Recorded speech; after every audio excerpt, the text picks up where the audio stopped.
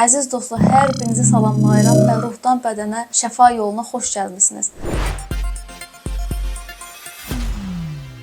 Bu dərin mövzuları bizimlə birlikdə araşdıracaq proyektimizin daimi qonağı, dəyərli parapsixoloq Şahsəddin İmanlıdır. Şahsəddin müəllim, xoş gəlmisiniz. Təşəkkür edirəm. Allah razı olsun. İlk sualla başlayaq. Başlayaq. Şahsəddin bəy, ilk olaraq sadə dildə desək, panik atak nədir?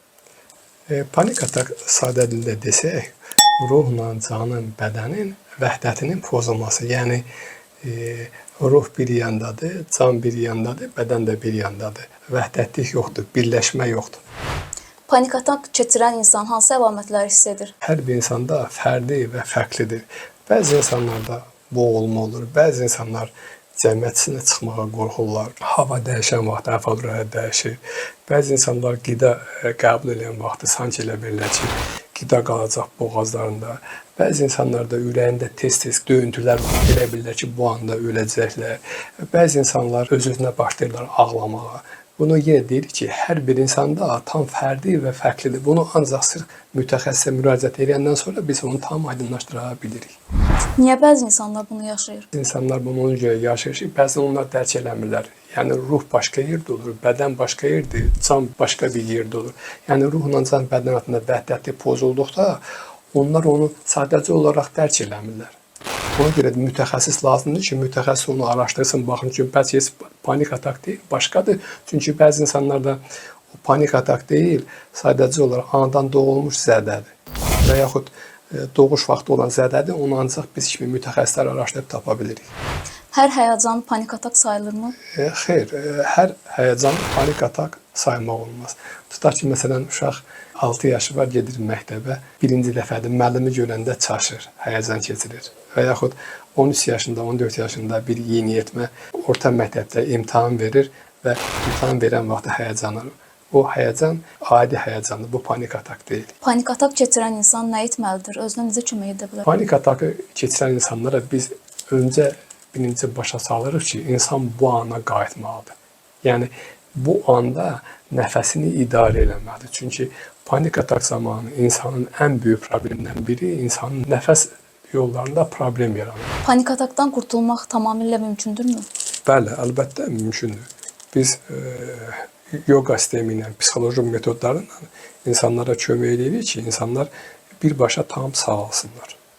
Nə zaman mütəxəssisə müraciət etmək lazımdır?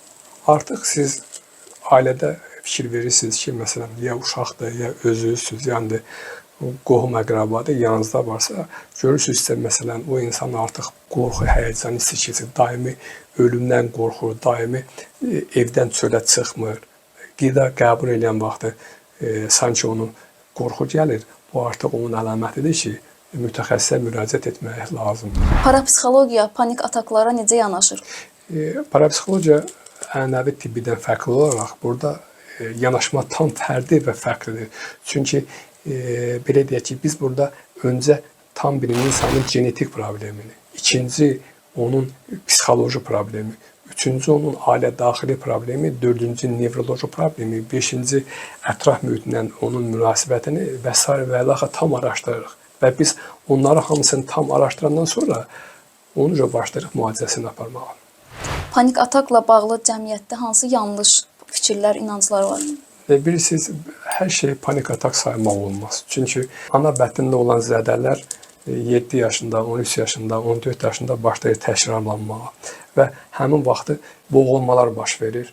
Elə bilirsən panik atakdır. Məsələn, qan azlığı. Qan azlığı olan insanlarda birdən baxsan ki, insan özündən gider bir ki, panik atakdır və qan dövranı aşağı düşəndə, yaxud doğuş vaxtı olan zədələrdə, həmin zədələr 7 yaşında, 13, 14, 20 yaşında bayılmalar olur və insanlar qorxur, ürək tez-tez həyəcanla, elə bilsən panik atakdır.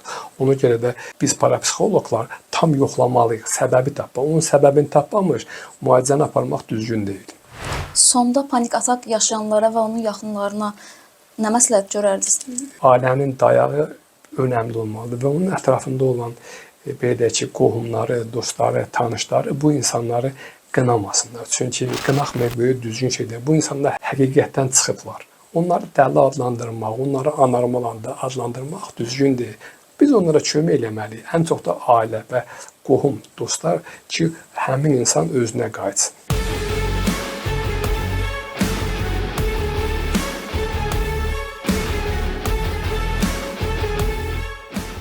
Əziz izləyicilər, bu günlük bu qədər. Növbəti buraxılışlarımızda görüşmək ümidi ilə. Sağ olun, salamat qalın.